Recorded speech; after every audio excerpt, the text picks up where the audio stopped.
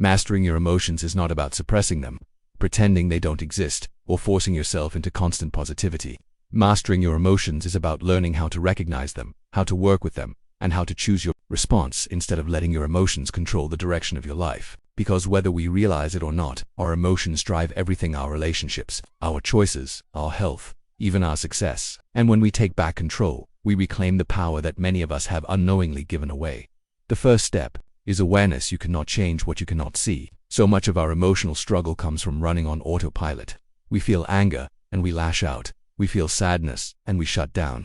We feel fear, and we freeze. But when you begin to notice, I am angry, I am anxious, I am disappointed, you create space. That awareness is like turning on a light in a dark room. Suddenly you can see what you're dealing with, instead of stumbling around blindly. You no longer get swept away without realizing what's happening. You begin to say, wait, something is moving inside me, let me pause before I move with it. That pause is power. Between stimulus and response, there is a space, and in that space lies our freedom. How many regrets come from words spoken too quickly, from decisions made in a rush of emotion? If you learn to pause, even for a breath, you shift the entire outcome. Think about it: when anger rises, that single pause can be the difference between escalating conflict and opening the door to resolution. When fear rises, that pause can be the difference between retreating and courage. Mastering your emotions is less about controlling the outside world and more about mastering that space within youth's sacred space of choice. But awareness and pause alone are not enough. You must also shift the story in your mind. Emotions are not just raw reactions. They are often shaped by the meaning we give to events. Two people can go through the same situation and feel completely different emotions because of the story they attach to it. For example, a setback at work: one person says, "This means I'm a failure," and feels shame. Another person says, "This is a lesson, a redirection," and feels motivated. The event is the same, but the interpretation changes everything. If you want to master your emotions, you must learn to master your narrative. Instead of letting your mind tell you disempowering stories, rewrite them. Ask yourself, what else could this mean? How can I see this differently? Changing the story changes the feeling, and changing the feeling changes your life. There's also an undeniable power in naming your emotions. So often what overwhelms us is not the emotion itself, but the confusion of it. We feel something heavy in our chest, and we don't know what to call it. But science has shown that when you put words to emotions, you reduce their intensity. I feel anxious, I feel lonely, I feel excited. Naming creates clarity. It transforms a vague storm into something you can work with, because once you've named it, you can ask, what do I need right now? That's how you move from drowning in emotions to navigating them.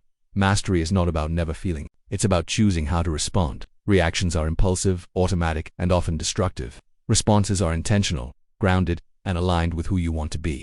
You may feel anger, but you don't have to scream. You may feel fear, but you don't have to run. You may feel sadness, but you don't have to give up. You always have a choice in how you respond, even if the choice is simply to pause, to breathe, to wait until clarity returns. And the more you practice choosing responses over reactions, the stronger your emotional muscles become. Pain is inevitable, but suffering can be transformed. Every difficult emotion carries within it a seed of growth. Anger can show you where your boundaries are. Fear can guide you toward areas of courage.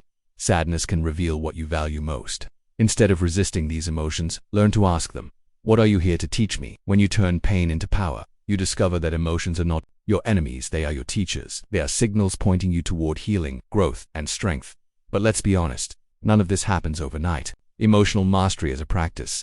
Just as physical strength is built in the gym, emotional strength is built in daily life. You must show up for yourself consistently. Some days you'll get it right, some days you'll stumble, but every stumble is part of the training.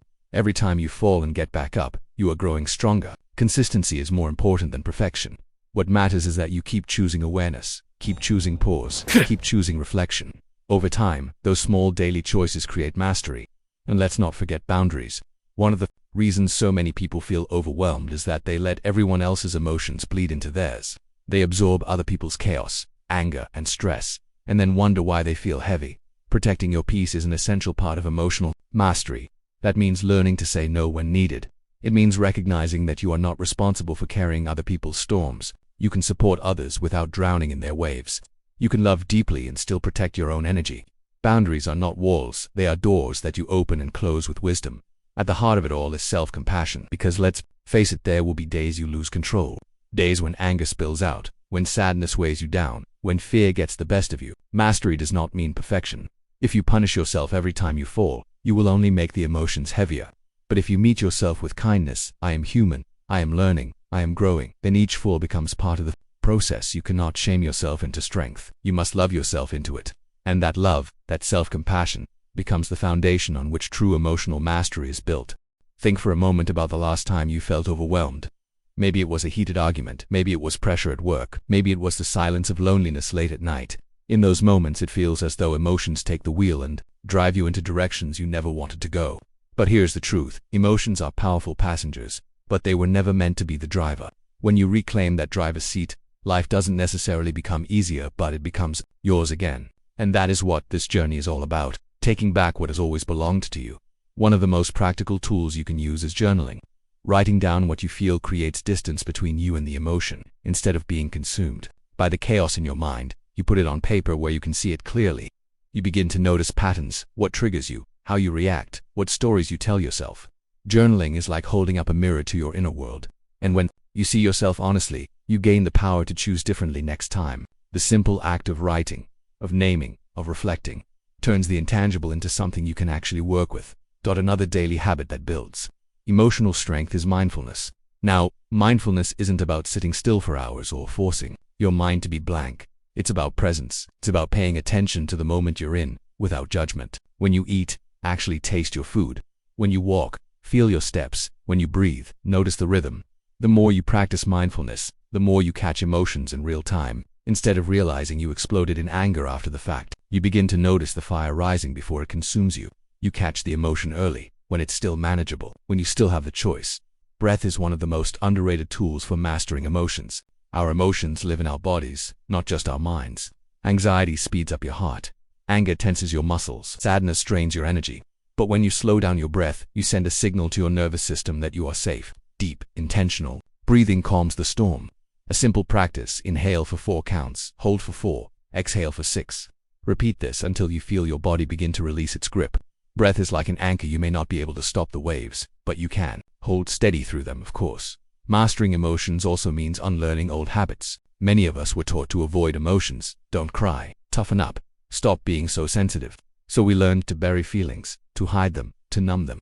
But what we suppress doesn't disappear. It builds, it leaks out in our health, our relationships, our decisions. Emotional mastery is not about burying, it's about facing. It's about saying, yes, I feel this. Yes, it hurts, but I will not let it control me. That honesty with yourself is the foundation of strength, because you can't heal what you refuse to face. Connection plays a powerful role too. We are not meant to carry everything alone. Sometimes, the bravest act of emotional mastery is reaching out, sharing your truth with someone you trust, asking for help, allowing yourself to be supported. Vulnerability is not weakness, it is courage in its purest form. When you let someone see you, when you allow them to stand with you in the storm, the emotion begins to lose its grip. Togetherness has a way of dissolving heaviness. You are still the one in control, but you don't have to hold the weight by yourself. Now, let's talk about perspective. Life will never stop testing you. Challenges will come, pain will come, but the way you frame those challenges will determine whether they break you or build you. You can look at a setback as the end, or you can look at it as preparation for something greater. You can see rejection as proof of unworthiness, or as redirection toward a path more aligned with your soul. Mastering emotions means refusing to let temporary feelings define your permanent daily. They remain just ideas. Mastery is built in repetition. Journaling today and forgetting tomorrow won't change your life. Breathing once won't anchor you forever. Gratitude once a month won't shift your perspective. But daily, little by little, these practices compound. Over time, you look back and realize you've become someone stronger, steadier, freer. That is the beauty of consistency. It doesn't feel dramatic in the moment, but it creates miracles in the long run. Emotional mastery is not a destination, it's a journey. A daily practice of awareness, pause, reframing, naming, responding, transforming, protecting, and growing. And every single one of us has the capacity to walk this path. No matter what your past has been, no matter what pain you've carried, you are not powerless. The ability to master your emotions and take back control has always been inside you. And when you choose to embrace it, when you choose to show up for yourself again and again, you discover that the strength you've been searching for was yours all along.